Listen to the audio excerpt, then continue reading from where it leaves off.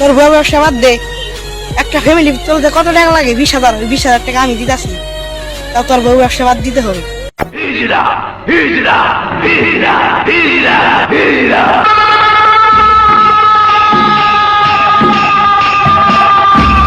শালা আমি আমার বউ নিয়ে ভিডিও বানাই, রুস্টার মেয়েদের তো চুলকানি কেন? শালা সামনে ব্যালান্সটা বানাম, যাই দিই।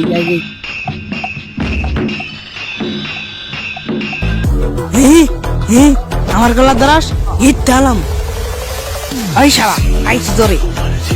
এই রুস্টার মেয়েদি, তুই আমার আর আমার বউয়ের নামে ফেসবুকে নিয়ে কি ছড়াইছ? এই স্যার, এই বে কি সরাইছি?